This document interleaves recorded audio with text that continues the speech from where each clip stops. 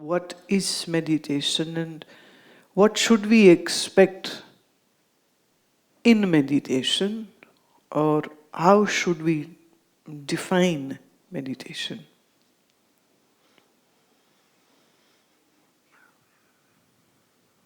First, let me say what is not a meditation.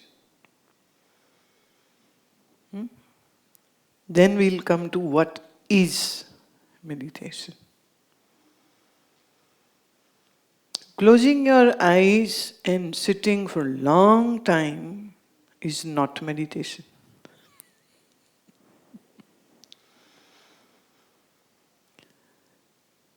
Doing pranayama, meaning inhalation and exhalation, is not meditation.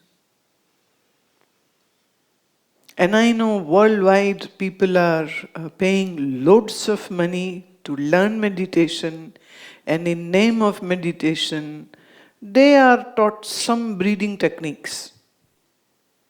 Now, these new age gurus are giving new names to their programs and courses. I won't take names because that will define them, which I don't wish to do. Pranayama is not meditation. Sitting down and doing your mantra is not meditation. And again, I know of certain gurus who used to take hundreds of dollars to give a mantra. And not only this, then they also say that after a period of time, you have to get your mantra recharged. So then they will have recharging payments done again. The spiritualism is loaded with businessmen and businesswomen who sell God, or who sell the idea of God, who sell meditation, or who sell the idea of meditation. People are not aware of the truth, hence whatever is served, they just take it, they just lap it up. And then they are made to believe that what they know, or what they have heard, or what they have learned is the greatest thing ever happened to humanity. So they have this obnoxious superiority complexes that I follow this school or that guru. And they're very happy in their petty lives, living this balloonish idea that they know great things. So doing mantra with your closed eyes, with a rosary bead or without a rosary bead, is also not a meditation.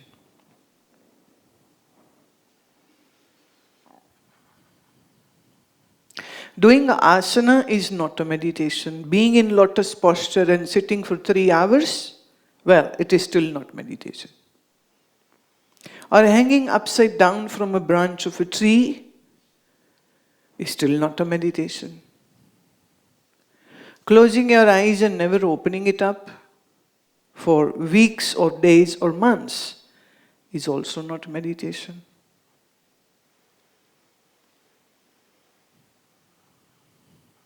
Then now we come, what is meditation? Meditation is like a fruit. Meditation is fruit of a process which you would follow.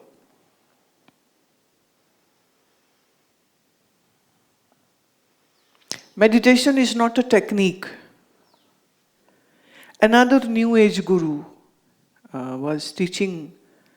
Now people claim, his followers claim, that he gave hundreds of meditation techniques. His books used to sell like hotcakes at one time.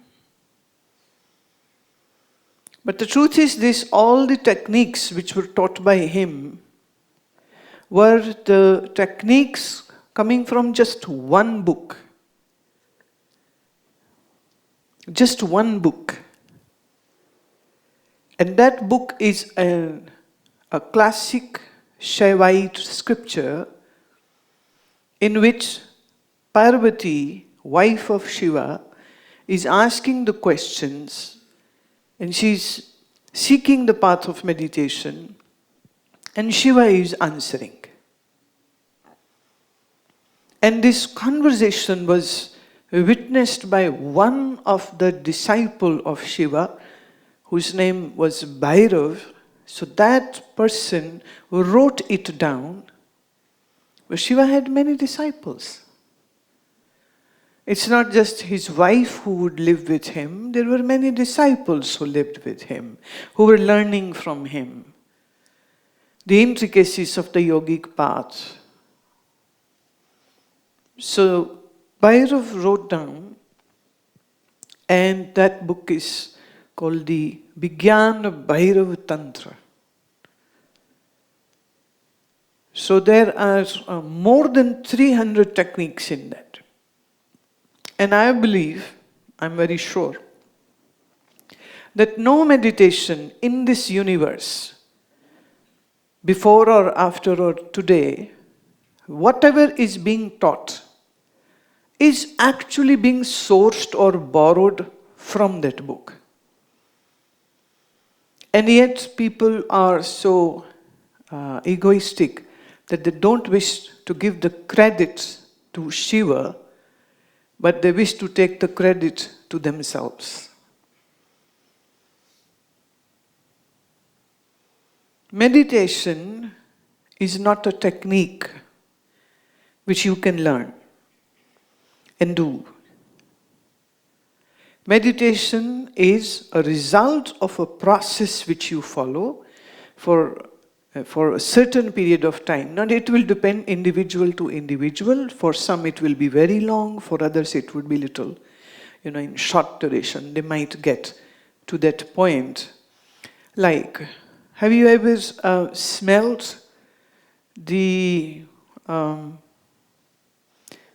the halwa is being cooked? When the semolina is being cooked, the smell, it's coming? Okay. That smell is so strong that even if somebody in your neighborhood is cooking halwa, you will know, oh, what a beautiful fragrance. Now, if you wish to pack that fragrance and sell, now I know I have lots of Gujarati sitting here, you might get an idea. Huh?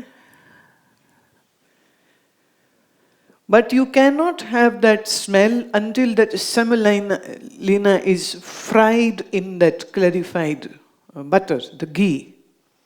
So it's the ghee, the suji, the semolina, when it is being fried, then this fragrance is born. So I would say meditation is a fragrance of certain process what you do. You cannot order on phone to a restaurant, please send me 2 packs of halwa ka khushbu.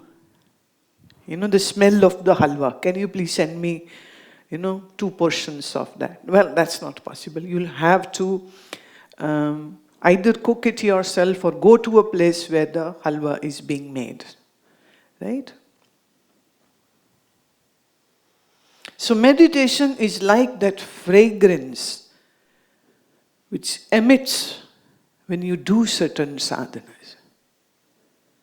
Now when I say the certain sadhanas, now in this, pranayam will come in, mantra will come in, asana will come in, prayer will come in, singing might come in, the kirtan, that too can come in. Just being in love to Guru and God, that too can come in. So there are miscellaneous, there are hundreds and thousands of things which you can do, which can ultimately lead you to a certain state which can be called meditation. Pranayama alone is not meditation. But pranayam can lead you to meditation. Mantra is not meditation, but mantra can lead you to meditation. Sitting quietly and observing the breath is not meditation, but if you do this, then it might lead you to meditation. Let's say, presently, what is state of your mind? It's always thinking, right? It's always thinking, either thinking about past, or is thinking about future, or is thinking about some present circumstances like it's too hot or too cold, or body is aching, or hunger is there, or thirst is there. But mind is always thinking. The only time when mind is not thinking is the deep sleep. In Sanskrit we call it sushupti. Sushupt means hidden. Sushupta asti, where the mind goes into hiding. Where does it goes into hiding? In darkness, in unconsciousness. That is the only time when your mind is not thinking, otherwise your mind is always thinking. Now what is meditation? Meditation is when mind stops thinking.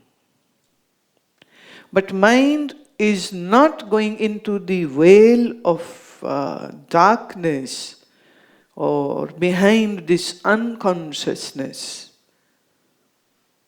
Meaning, mind has stopped thinking, but the consciousness is totally up. Like what you have in this state, this is the waking state. See, let me just put this in bracket for you. There are 3 states through which your consciousness moves in. 1, Jagrat. Jagrat, meaning wakeful state. 2nd, dream, swapna. 3rd, sushupti, deep sleep. So your consciousness is moving in just in 3 states. Right? Your mind is just moving in these 3 states.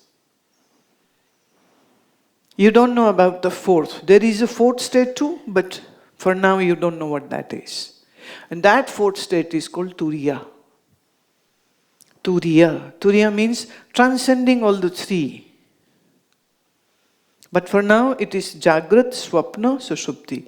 Waking state, dream state, and the deep sleep. Right? Your mind is always thinking in waking state and is always thinking in dream state, but no thinking in deep sleep. But in deep sleep you are not aware of it, that it is not thinking.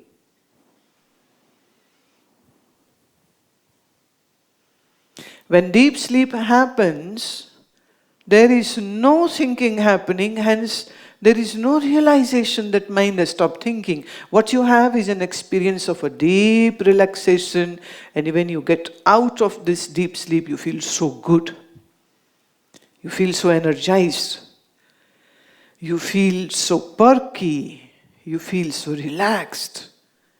Just imagine if for many, many nights there is no deep sleep, and there is only dreams and little sleep and more dreams.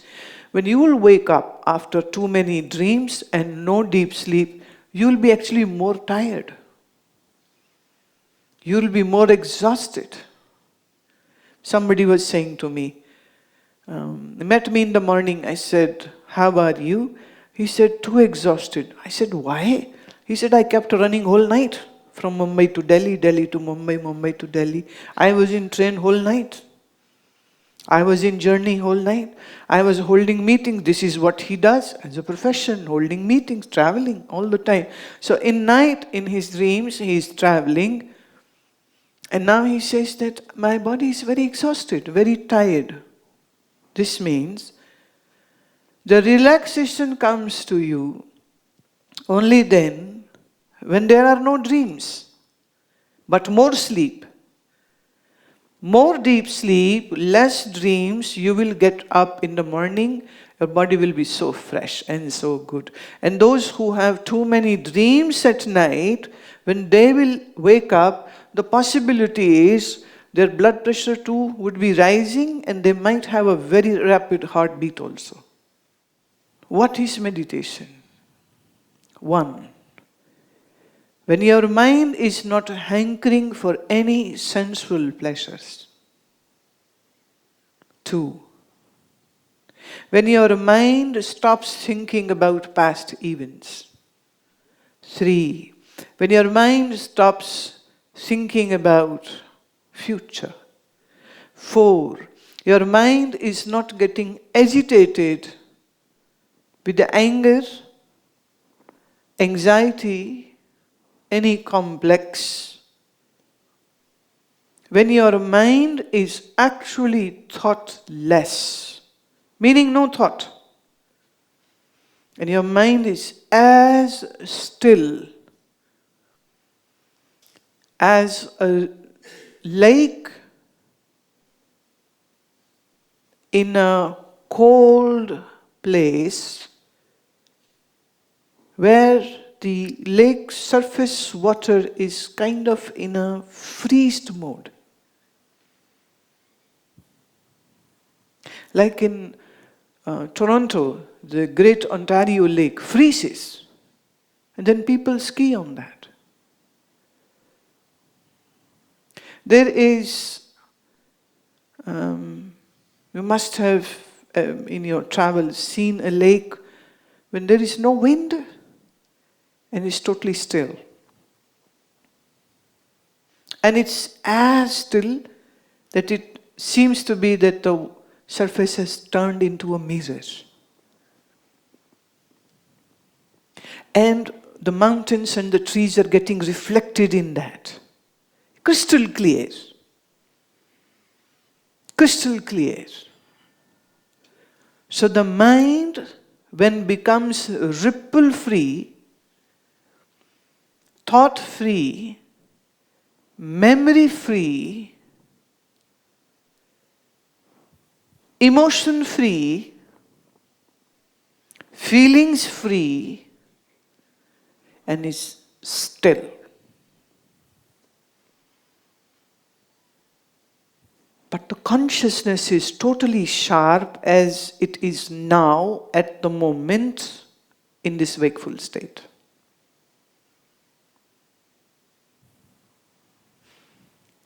In deep sleep, you have an experience of a very, very calm happiness. It is happiness, but it is again a ripple-free happiness. So it's a very calm happiness. गहरी नींद में कितना एक संतोष, एक ठहराव, एक शांति, एक सुख जो किसी बाहर की चीज से नहीं आ रहा है, बाहर की किसी वस्तु से नहीं आ रहा है, पर सुख है वहां पर. See, when you eat something good, your mind is happy. When you see something good, your mind is happy. When you smell something good, your mind is happy. When you wear something good, your mind is happy. When you hear something good, your mind is happy. Now, let's take away hearing, seeing, touching, smelling, and eating, but take the goodness of all. Meaning, there is no sensory interaction with the objective world, but yet there is happiness. See, happiness is not a correct word, Because happiness is like one face of the coin and the other is sadness. They always travel together. So sadness and happiness, sukh or dukh. So it's not appropriate. And that is why I like to use a right word, and that would be Param Anand. Param means the greatest. And Anand is when the happiness is unconditional. So when there is unconditional happiness coming from within, this experience is meditation.